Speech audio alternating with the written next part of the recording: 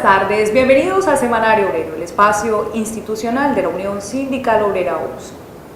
Hoy en nuestro informativo vamos a estar hablando de todo lo que sucedió en la vida del líder de derechos humanos en Barrancabermeja y del Magdalena Medio, David Ravelo Crespo, luego de que fuera condenado y que pagara 7 años de cárcel por un crimen que no cometió. Precisamente él está aquí con nosotros en nuestro set.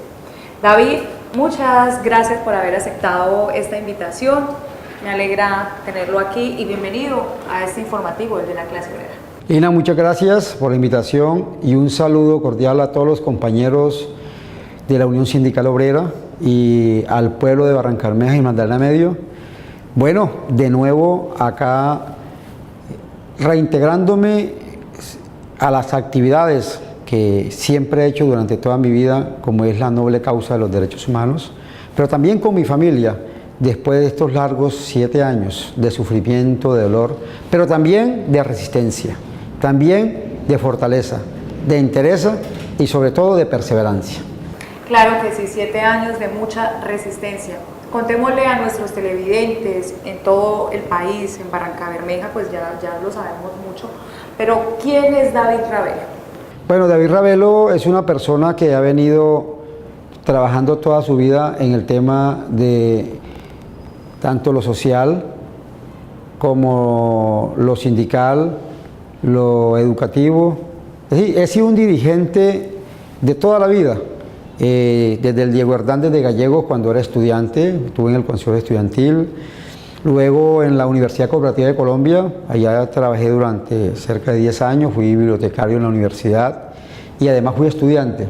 Fui dirigente del sindicato, pero además fui dirigente estudiantil, presidente del Consejo Estudiantil de la universidad. En las épocas difíciles de la universidad, la cual dimos batallas importantes para que esta universidad se mantuviera en Barrancabermeja y se logró mantener. Pero además aprendí de personas tan importantes que me enseñaron mucho, Leonardo Posada Pedraza, quien fue Leonardo, el fundador de la Coordinadora Popular de Barrancabermeja, que era la expresión de todas las organizaciones sociales que propugnaba por la defensa de los derechos económicos, sociales y culturales y los derechos civiles y políticos de los ciudadanos de Barrancabermeja. César Martínez Blanco, Ismael Jaimes Cortés, Orlando Higuita, bueno, tantos y tantos compañeros, hoy desaparecido, el mismo Manuel Gustavo Chacón. A ellos le aprendí y la verdad que me he venido formando en todo este proceso. Un amigo me regaló un libro hace mucho tiempo de un escritor ruso, Así se templó el acero. Lo leí hace muchos años. El amigo fue Luis Eduardo Zuleta. Luis Eduardo lo conozco hace mucho tiempo y ahora que estuve injustamente detenido, nuevamente lo releí y bueno, aprende uno cada día más a resistir y sobre todo a proyectar esa forma de resistencia, esa forma de diversificar por intermedio de la creatividad. Yo utilicé la dirigencia social que he hecho durante toda la vida, pero también el arte, y para ello pues escribí muchos poemas, muchos cuentos y ya se ha editado un libro, tengo otros por editar. Bueno, le trabajé eso, es decir, la resistencia y el arte la he combinado para mostrar tanto el devenir diario de nuestro pueblo como el quehacer de nuestra gente en la cotidianidad. Bien, además usted también ha sido, como ya lo mencionaba, un líder social de derechos humanos en Barrancabermeja y que ha estado presente en muchas gestas que se han dado en Barrancabermeja, como el tema del agua. David Ravelo ha sido concejal, ha ocupado diferentes cargos públicos. Esto para señalar lo que vamos a estar hablando en el transcurso del programa, David, porque pues la gente lo recuerda por todo ese trabajo que usted ha hecho incansable, como el de Créditos. Sí, efectivamente, como usted le dice, yo fui profesor universitario, además fui secretario general de la Asamblea de Santander, fui secretario de Hacienda del municipio de Barrancabermeja y además director de valorización. Siendo director de valorización me hicieron el primer montaje judicial con la justicia sin rostro. Bueno, ya el Estado colombiano fue condenado por esta detención arbitraria de que fui objeto, como seguramente va a ser condenado por esta detención de la cual acabo de salir. y conocí en las épocas también duras, porque Barranca Bermeja ha vivido épocas duras. En el año 87, Barranca Bermeja se hizo el primer paro cívico por el derecho a la vida cuando le hicieron un atentado a César Martínez Blanco y a Lirio Traslaviña, que era el César, concejal de la Unión Patriótica, y Alirio, presidente de la Coordinadora Campesina. El 22 de abril del 87, con Ismael Jaimes, por el derecho a la vida, la gente se expresó en Barranca Bermeja, y así sucesivamente. Y el 10 de diciembre del año 87 surgió el Comité para la Defensa de los Derechos Humanos, que se llamó inicialmente CREDO, luego Corporación Regional para la Defensa de los Derechos Humanos, y he estado en cada una de esas actividades. En el espacio de trabajadores y trabajadoras de derechos humanos he trabajado, en el Foro Social de Barranca Bermeja también, Lina, ahí tuvimos la oportunidad de desarrollar grandes luchas, esencialmente en el 2004, en la huelga que desarrollaron los trabajadores petroleros. Ahí estuvimos apoyando y prestando la solidaridad a los compañeros de la Unión Sindical Obrera. Claro que sí. David, contémosle a nuestros televidentes en qué momento empieza esta pesadilla de estos 7 años, toda vez y teniendo en cuenta que usted también ha sido víctima del conflicto armado colombiano. Obviamente, primero, como yo soy sobreviviente de la Unión Patriótica y por eso tengo medidas cautelares de la Comisión Interamericana de Derechos Humanos de la OEA, pero también como defensor de derechos humanos soy también, digamos, sobreviviente y tengo medidas cautelares. Pero bueno, yo hice un compromiso y mis convicciones y mi arma ha sido la palabra y la escritura, el arte, pero sobre todo la palabra. Un periodista de nombre Gerardo Reyes, que es colombiano pero vive en Estados Unidos, trabajaba con el Miami Herald, me llamó a Credos en el año 2007 y me dijo: tengo un video donde está el presidente Álvaro Uribe Vélez reunido con paramilitares de Barranca Bermeja en Puerto Berrío. Bueno, mándemelo. Yo consulté con las diversas organizaciones, personas que conocían a esos paramilitares, y efectivamente yo hice la denuncia a nivel nacional e internacional. Me cayó todo, como se dice, el peso del poder del Estado. Y en 2 ocasiones la MAT-OEA me salvó de ser asesinado, el 11 de febrero del año 2008 y el 17 de febrero de 2008. Me buscaron, me dijeron: a usted lo van a asesinar, y la última fue con un alto poder, un artefacto de alto poder explosivo, obviamente. Entonces la denuncia, y desistieron, creo yo que desistieron, y entonces plantearon asesinarme judicialmente. Me armaron este proceso judicial, el panadero, el 17 de abril, en lo que se denominó Daniel Coronel Fábrica Nacional de Montajes, la cárcel de Itagüí, donde allí le hicieron muchos montajes a muchas personas, entre ellos a Yidis Medina, por atreverse también a denunciar que le compraron el voto para la reelección de Uribe Vélez. Y en mi caso, para denunciar esa reunión de Uribe Vélez, también me cayó todo el aparato en mi contra. Pero estoy vivo y resistí con dignidad y con mucha fortaleza. Estos 7 años que David estuvo tras las rejas se dio luego de que lo acusaran del crimen o del asesinato de quien fuera el candidato a la alcaldía de Barranca Bermeja en el año de 1991, David Núñez Cala. A ver, el ingeniero David Núñez Cala, en el año 1991, obviamente comenzamos a explicar el proceso y a conocer de qué era lo que se me acusaba. Él era secretario de Obras Públicas, él no era candidato, él era secretario de Obras Públicas, y una persona, se dicen, cada una de las versiones aparece en el proceso, muy reconocida en Barranca Bermeja.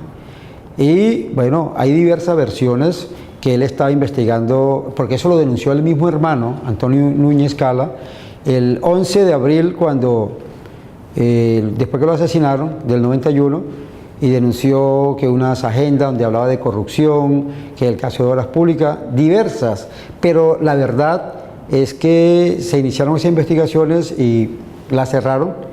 Después, cuando los paramilitares que pretendieron asesinarme físicamente encontraron la gran oportunidad y elaboraron todo el montaje para asesinarme judicialmente. Entonces el panadero, una persona, un mitómano, que entre otras cosas él se acogió a Justicia y Paz, pero está preso desde el 99. Y esa persona tiene varios casos, le voy a comenzar 3 solamente. No solamente mintió en mi caso, sino en el caso de la periodista Gine Bedoya. En el 2000 la mandó a secuestrar y la mandó a violar, eso es conocido públicamente, y reconoció solamente hasta el año pasado. 16 años estuvo mintiéndole al país, mandó a asesinar al profesor de Barrancabermeja, José de Jesús Rojas, y el tipo no lo aceptó, eso tampoco en Justicia y Paz. Cuando se vio descubierto, entonces se acogió a sentencia anticipada. Lo condenaron a 14 años y el caso de Gine Bedoya a 28 años. Y así sucesivamente, muchos casos que se demostró que está delinquiendo desde las cárceles. Ese es un modus operandi. El tipo desde la cárcel chantajear, extorsionar y sobre todo mentir. ¿Ya? Y en nuestro caso, en mi caso, el de Aristides Andrade y el de David Ravelo, también fue la misma operación que hizo. Por eso, afortunadamente, Lina, la Fiscalía Tercera Especializada demostró que esta persona mintió y por eso le había un proceso penal. Ya salió de la etapa instructiva, se encuentra en la etapa de juzgamiento. Lo tiene un juez de Bucaramanga, juez noveno penal del circuito. Es decir, ya la Fiscalía demostró que este falso testigo mintió, como ya también demostró que el otro falso testigo, Fremio Sánchez, también mintió. Eran 2 únicas pruebas, entre comillas, en mi contra. Se cayeron esas pruebas, pero yo seguía preso. Por eso más que justificada mi libertad.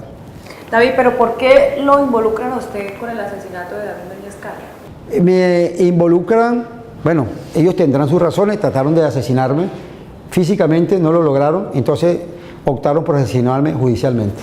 Esa es la razón. Además, muy sencillo, yo denuncié las violaciones y las atrocidades que cometían en Barrancabermeja.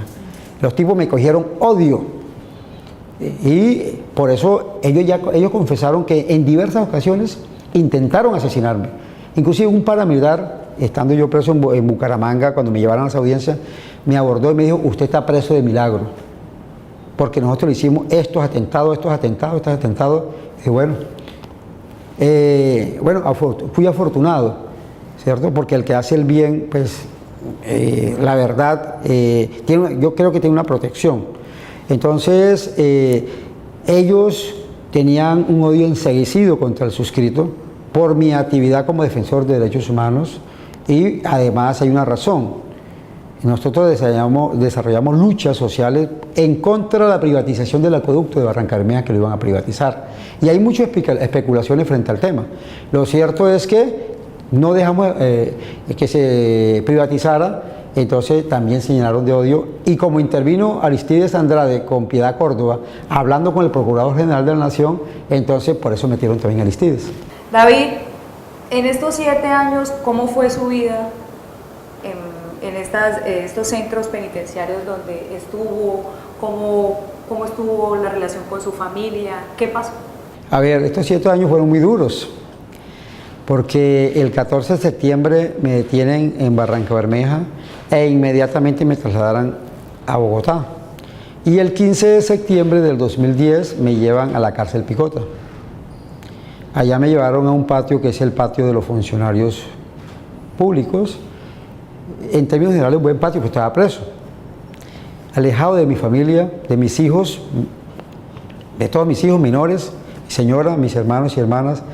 Es decir, tenían que hacer un sacrificio grande para irme a visitar. Y exponiéndose a muchas cosas. Pero el ser humano se adapta a las circunstancias. Y a las circunstancias difíciles. Llegué allá y al tiempo de estar en la cárcel, pues yo le he dicho, uno tiene sentimientos negativos, tristeza, melancolía, pero yo dejé esos sentimientos allá y dije, no, voy a continuar mi labor que estaba haciendo como defensor de derechos humanos.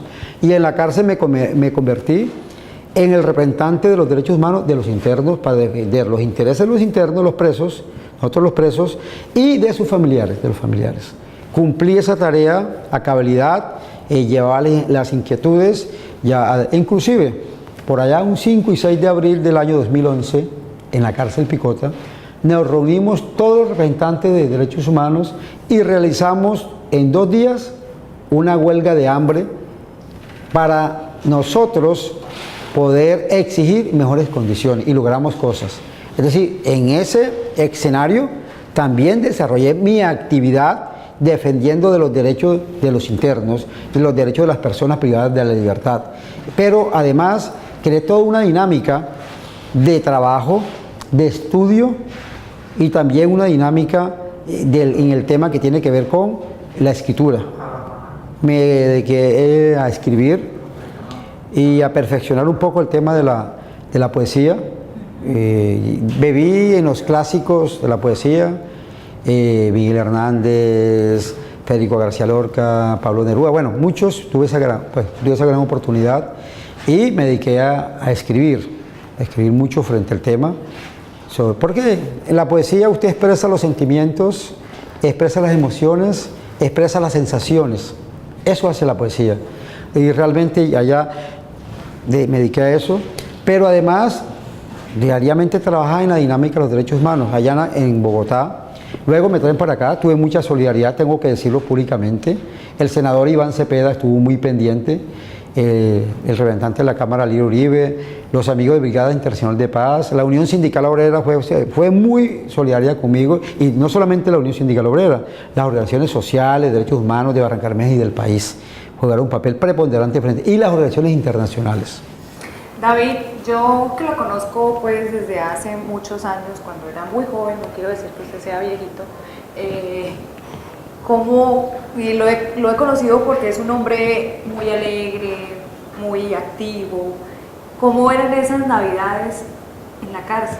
Muy duras, pero también uno se adapta a esa circunstancia. Yo recuerdo que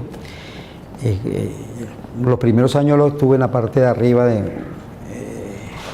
y veía por ahí, por una ventanita, allá los barrios populares, como quemaban voladores, y yo ahí pues escribiendo, y ahí hice varias poesías en esos momentos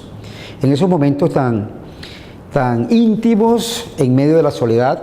Yo le escribía a todo el mundo, a la soledad, a la pared.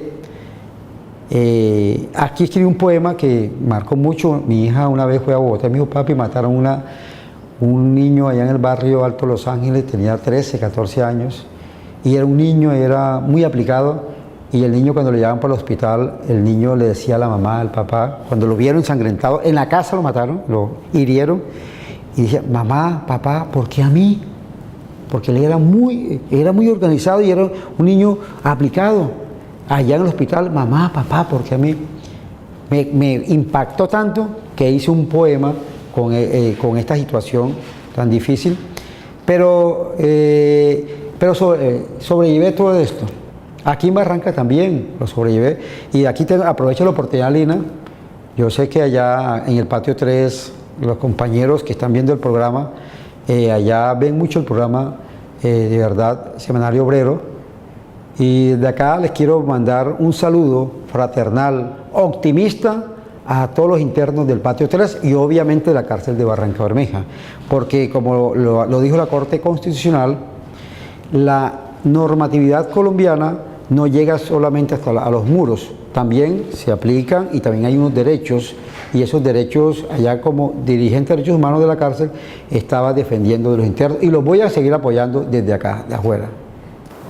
Claro que sí, los internos de la cárcel de Barrancabermeja, especialmente en el patio número 3, son fieles seguidores del Semanario Obrero. Desde acá les mandamos un saludo. David, también supe que usted quedó ciego cuando estaba en sí. Cuéntame. No, pues tal vez se presentaron muchas circunstancias en Bogotá, tal vez me dediqué mucho a la lectura, y bueno, muchas cosas, y a escribir, y llegué a Barranca, y yo ya no podía leer. Aquí una clínica muy especializada de la ciudad y un profesional de la ciudad, inicialmente el doctor Vanegas, que en paz descanse, murió, me dijo: si usted no se opera, usted va a perder la vista totalmente. Pues yo, sin recursos, las organizaciones internacionales, Frontline, me visitó, se lograron unos recursos con ellos, pero también, tengo que decirlo, los amigos de Brigada de Paz hicieron una campaña con los sindicatos de Estados Unidos y se recogieron esos 10 millones de pesos para la operación, y yo puedo ver, afortunadamente, es decir, soy un afortunado y he tenido mucha solidaridad. para que en eso no me puedo quejar porque se reconoce el trabajo que yo desarrollaba en el tema de derechos humanos y tengo un reconocimiento muy grande. Es decir, ya pude volver a ver y pude volver a ver la libertad. ¿Se pueden recuperar 7 años de no haber estado junto a sus hijos? Tiene 2 hijos menores, una bebé. Muy complicado, muy traumático, sobre todo para la niña y para el niño menor de edad, porque ella, pues, anoche, bueno, digamos, cuando salí el 20 de junio, esa primera noche pasé con ella. Nunca, tiene 4 años, nunca había pasado con ella. Y estuve hablando, estuve diciéndole, mire, estoy con usted, porque ella siempre le decía a la abuelita, decía, ve, su papá va a venir, pero es que él no quiere venir, le decía y le reclamaba, y era como esquiva, obviamente porque ella sentía que ella no entendía por qué yo no iba, ¿cierto? Y son las circunstancias dolorosas que por las que se pasa y la familia sufre mucho. Mi papá, mis hermanas, mis hermanos, mis hijos, todos mis hijos, sufre mucho, mi señora, pero bueno, yo a pesar de esos 7 años tuve una moral intacta, me mantuve siempre mi dignidad incólume y bueno, salgo a continuar lo que he hecho toda la vida, aunque no se va a recuperar, es difícil recuperar ese tiempo, pero un poeta decía, no hay tiempo para la tristeza, y la verdad yo nunca tuve tiempo en la cárcel para la tristeza, así lo pueden corroborar mis compañeros de allá, porque yo les decía, bueno, aquí hay que ser creativo, hay que ingeniárnosla, aquí no nacimos, de aquí nos vamos, y yo sé que, bueno, así sucedió, ¿no? Bien. ¿Cómo logra usted recobrar su libertad, todo ese proceso que tuvo que desarrollar para hoy día estar aquí? Bueno, fue muy traumático porque a mí se me negó el debido proceso y el derecho a la defensa. Un fiscal violador de los derechos humanos, inmerso en un crimen de lesa humanidad, que está procesado y que lo destituyeron por eso, investigando a un defensor de derechos humanos. Pues no me brindó ninguna garantías, pero además unos falsos testigos que se mostraron que mintieron. Más sin embargo, la justicia fue ciega y sorda en mi caso, ¿cierto? No hubo pruebas para condenarme, más sin embargo me condenaron. Por eso decidí acogerme a la Justicia Especial para la Paz, el acto legislativo 01 del 2017, la ley 1820 del 2016 y el decreto 277 del 2017. Es decir, mi libertad fue una libertad legal, porque lo dice la norma que después de 5 años la persona que en la revisión, hay una sesión de revisión que es la sesión cuarta, dice las personas que crean que han sido condenadas de manera fraudulenta pueden hacer revisar su proceso e inscribirlo. Yo lo he hecho. Y que tengan más de 5 años encarcelados tienen derecho a pedir su libertad. Yo lo he pedido. Todo se hizo de manera legal. Y voy a continuar actuando de manera legal como siempre lo he hecho, por la defensa de los derechos de la gente. Bien, usted también señalaba que hay otras personas judicializadas por este caso. Bueno, en el caso Aristides Andrade, obviamente el ingeniero Aristides Andrade, alguien me decía, y lo quiero corroborar acá, me decía, David, pero usted es inocente, pero ¿será que Aristides puso en duda esa persona? Yo dije, no, es que a nosotros nos señalan de una supuesta reunión en el sitio del retén que nunca se hizo. Nunca se hizo. Si yo no asistí a esa reunión que hablan, que fue un invento de estos bellacos, Aristides Andrade tampoco. El tal alias Panadero se atrevió a decir que yo era del FILA. Jamás en mi vida yo he participado en un grupo político de derecha, jamás. Siempre he militado en la Unión Patriótica, político de izquierda. Entonces no tiene ninguna presentación. El tipo no supo que yo fui candidato a la Asamblea de Santander en el año 90. Yo fui candidato a la Asamblea de Santander y saqué 11.000 votos. Y él dice que me conocía muy bien, pero que él no supo que yo era candidato. Imagínense, un contrasentido. ¿A qué hora fue la reunión? Le preguntaron a alias Panadero, para decirle un caso concreto de vejamen. El tipo dijo, eso fue en horas de la mañana. El otro falso testigo dijo, eso fue en horas de la tarde. Ni siquiera se pusieron de acuerdo en eso. La foto donde aparece supuestamente que está David Ravelo es el periodista Miguel Ángel Rico García. Por eso el Panadero dice que David Ravelo es moreno, porque Miguel Ángel Rico García era una persona morena. Es decir, él no me conocía en absoluto. ¿Usted logra obtener esta foto y al detalle pues explica quiénes están? Sí, no, es que esta foto se la compraron al fotógrafo Jesús Villamizar. Lo llevaron a la cárcel de Itagüí 2 veces. Sí. Y allá le hicieron saber que había intencionalidad de judicializarme. Y que entonces los tipos allá pensaron que ese era David Ravelo. Y por eso señalaron y estaban convencidos. No mente el panadero, sino alias Julián Bolívar, lo afirmó.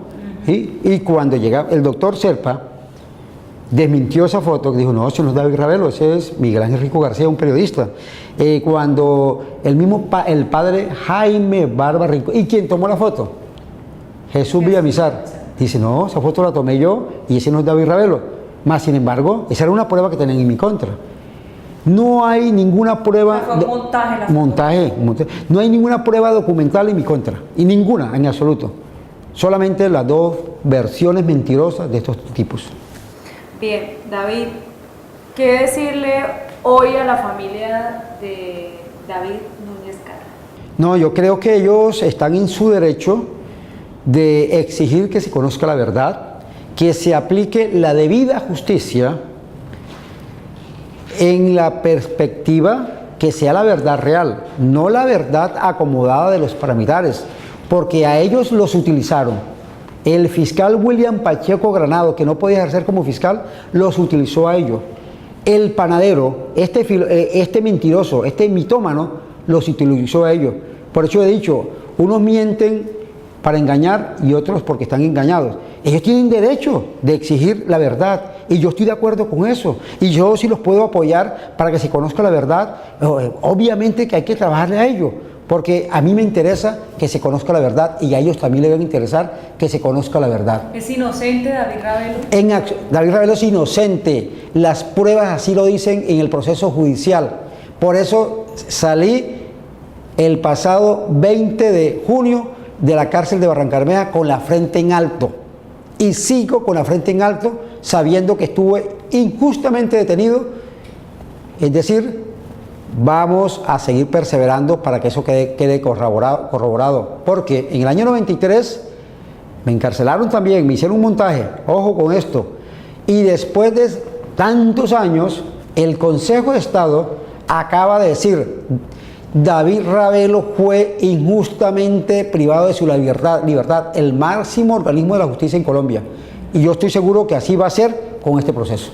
Claro que sí, a todas las personas que hicieron posible que David Ravelo esté hoy aquí, él extiende pues su agradecimiento. David, muchas gracias por haber estado en nuestro programa y me complace mucho que usted haya recobrado su libertad. Gracias, Lina, y un agradecimiento inmenso a los compañeros de la Unión Sindical Obrera. Hay que salir a trabajar también por la modernización, obviamente, de la refinería, por la defensa de fertilizante, también como una empresa que produce abonos nitrogenados para la paz. Yo creo que está en estos momentos olvidada y tenemos todos esos aspectos, hay que trabajar. El problema del agua en Barrancabermeja es grave también. Vamos a trabajar a todo ello y para eso David Ravelo se pone al servicio de la gente de Barrancabermeja. Claro que sí, es entonces el compromiso de este líder de derechos humanos que después de 7 años recobra su libertad después de haber sido condenado, juzgado por el asesinato de David Núñez Cala. Llegamos de esta forma al final de nuestro programa. Si quieren conocer más de nuestra actividad sindical, visítenos en la página web www.usofrenteobrero.org. Nos vemos en la próxima emisión del Semanario Obrero, el informativo de la clase obrera.